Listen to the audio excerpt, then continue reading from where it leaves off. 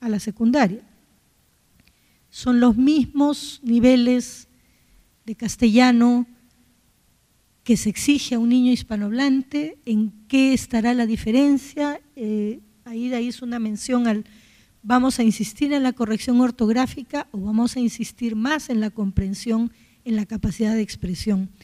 ¿Qué pasa con la primera lengua? La teoría nos señala que no puede haber un desarrollo equilibrado y satisfactorio en segunda lengua si no hay un desarrollo suficiente, profundo y sistemático de la primera lengua.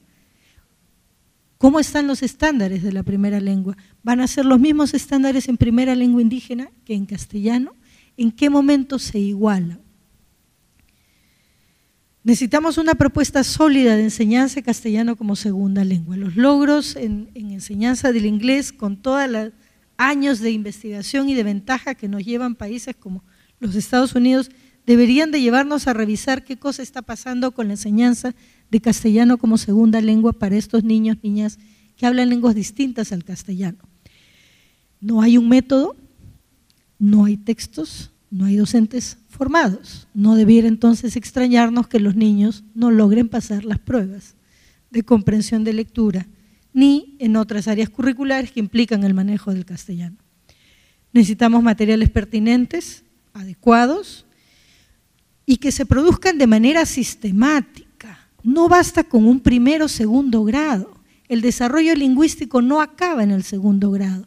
Si necesitamos una primera lengua bien desarrollada para enseñar una segunda lengua, este desarrollo lingüístico, y eso se ve en cualquier propuesta curricular seria, no acaba en la primaria, sino que va hasta la secundaria. Es decir, el desarrollo de las primeras lenguas de los niños debe mantenerse como un continuo hasta la secundaria, y la enseñanza progresiva del castellano como segunda lengua debe ser una transversal que incluya la educación secundaria. En cuanto a la escuela, el maestro, el director, las personas a cargo tienen que saber, tienen que poder caracterizar adecuadamente en qué comunidad están y con qué niños van a trabajar. No puede ser que se sigan asignando docentes que no entienden la lengua o que la entienden poco o que la entienden pero no son capaces de desarrollar clases, desarrollar competencias, de desarrollar conocimientos, habilidades cognitivas en los niños en la lengua de los niños. Esto supone obviamente hablar, leer, escribir con fluidez la lengua de los niños, además del castellano, manejar enfoques y estrategias metodológicas para la enseñanza y desarrollo de las dos lenguas involucradas, además del desarrollo curricular de las otras áreas utilizando estas dos lenguas. En áreas rurales, con escuelas unidocentes, hay que poner materiales pertinentes en las dos lenguas y hay que integrar a los docentes en redes, sí, pero en redes de similares características para que pueda haber efectivamente un interaprendizaje y una cooperación entre docentes. El acompañamiento pedagógico, que es una de las finalidades del programa de logros de aprendizaje, tiene que tener también acompañantes que respondan a estas características sociolingüísticas y socioculturales. En cuanto al ministerio, es necesario, urgente, imperativo que actualice su política y en particular que diseñe un plan de educación intercultural bilingüe. Y ese plan implica metas, implica docentes, materiales, acompañantes, padres, evaluaciones, algo que muy valientemente ha estado haciendo la UMC desde varios años, persiste, persevera. Estamos haciendo evaluaciones en 4 lenguas indígenas, pero tenemos 40 lenguas indígenas. Y es necesario también seguir intentando las evaluaciones en variedades dialectales del castellano. Necesitamos contar con información detallada y desagregada, alguna ya la proporciona el INEI y la proporciona también el censo escolar con bastante detalle, a veces incluso más que el propio INEI, para tener claridad sobre la demanda de cuántos niños peruanos estamos hablando cuando hablamos de lenguas distintas al castellano. Niños cuyo derecho a una educación de calidad no está siendo debidamente atendido. Necesitamos metas claras de mediano y corto plazo, desagregadas por lengua, por región, por grado, por área curricular, continuar con las evaluaciones, ojalá en todas las lenguas, ojalá en más de estas 2 áreas que venimos evaluando. Necesitamos articular actores regionales y nacionales, iniciativas regionales, iniciativas departamentales o locales con éxito que vienen desarrollando a veces cooperación internacional, a veces ONGs, pedagógicos, universidades, y que no son debidamente analizadas ni recogidas desde el nivel central. Necesitamos tener una propuesta eventualmente nacional de castellano como segunda lengua, articular más a la academia nacional e internacional para el desarrollo de investigaciones que nos permitan desarrollar la IB en el Perú.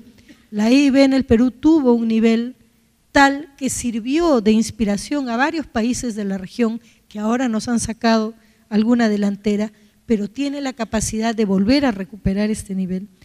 Articular con ministerios de otros países cuyos sistemas educativos son bilingües y son exitosos.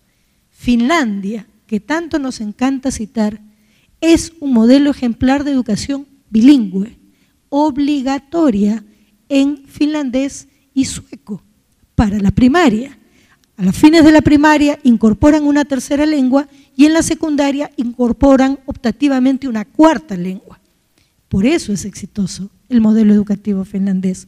Canadá tiene también experiencias que transmitir. En síntesis y para terminar, es necesario que como país sigamos cambiando los paradigmas que nos hacen sentirnos felices o satisfechos. Hace algunos años nos sentíamos felices de haber incrementado la cobertura o de haber parado la inflación. Ahora nos vamos sintiendo satisfechos de que vamos mejorando logros de aprendizaje y tenemos crecimiento económico. Tenemos que empezar a exigir la reducción de brechas. En tanto no haya reducción de brechas en términos educativos, el crecimiento económico nos seguirá diciendo poco del avance como país. Muchas gracias.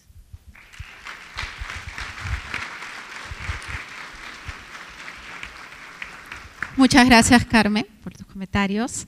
Ahora vamos a pasar al diálogo a través de las preguntas que ustedes nos han hecho llegar. Han llegado preguntas para, la mayoría para Ida.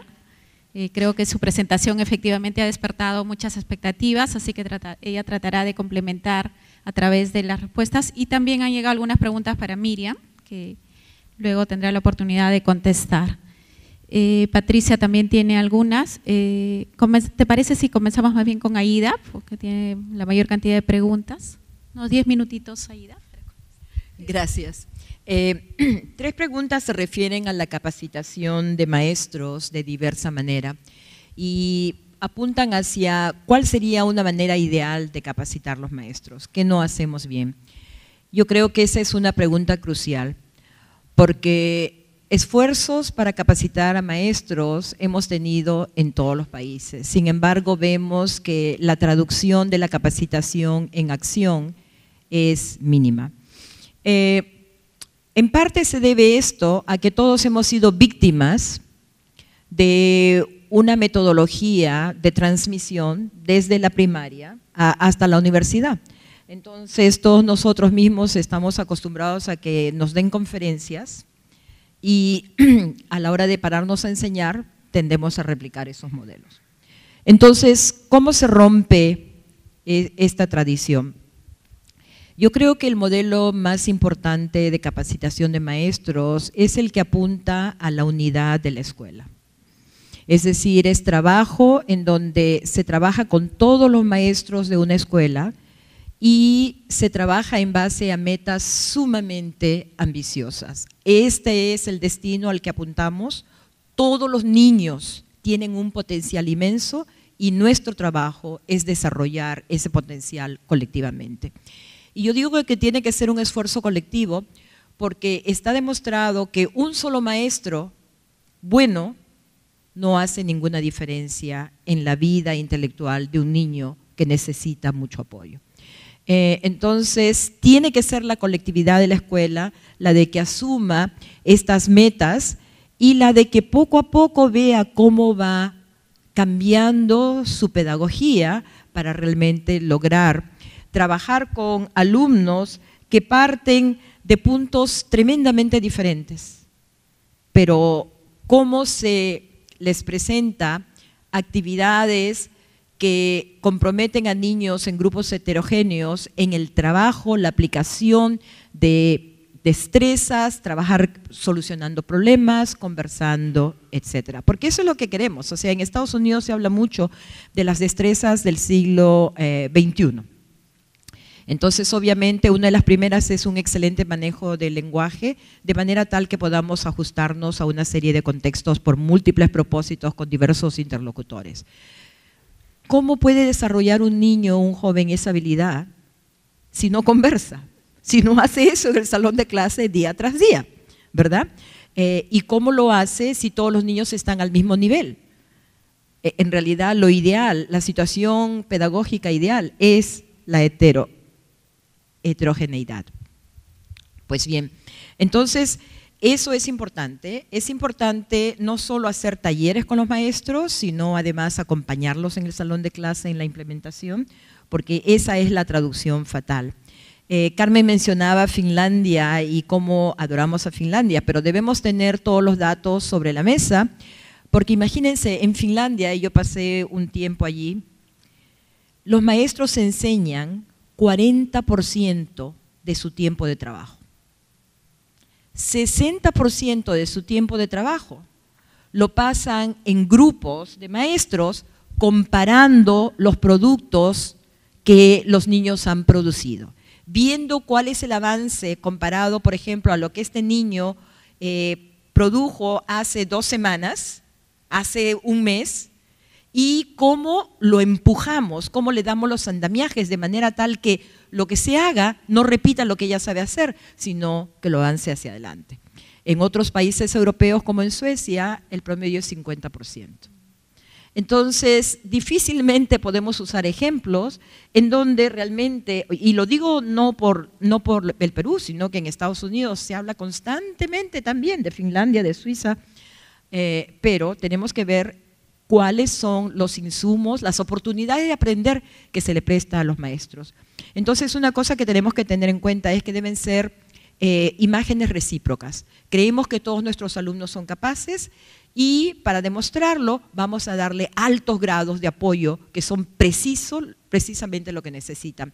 Pero el recíproco es, creemos que todos nuestros maestros también son capaces y para demostrarlo vamos a darle el apoyo contingente que necesitan para realizar su labor. La diferencia es que con los niños la educación es un derecho, con los maestros la educación es un trabajo. Entonces, la responsabilización de los maestros solo puede hacerse cuando un director en la escuela, cuando subdirectores, visitan las clases constantemente. Cuando hay presión de parte de los maestros, porque los maestros se reúnen a ver cómo le fue a Pepito en tu clase y cómo le va en mi clase, y por qué le va bien en la tuya y en la mía no, y problematizamos y solucionamos en conjunto. Entonces, yo creo que la unidad del cambio realmente tiene que ser a nivel de escuela, y claro, agregados de escuelas, ¿verdad?, pero tiene que ser bastante situada en la especificidad del contexto inmediato. Hay una pregunta que probablemente emanó de mi presentación rápida y críptica respecto a los estándares comunes. Es impresionante, el movimiento de estándares comunes no ha empezado ni siquiera hace un año. Entonces, lo que es impresionante es lo rápidamente que se ha realizado este concierto y que se han desarrollado estándares en el área que ustedes llamarían de comunicación y de matemáticas.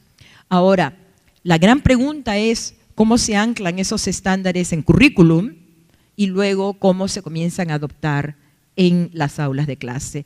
Eso va a empezar, o ya empezó este año, en 6 pilotos, en 6 centros urbanos.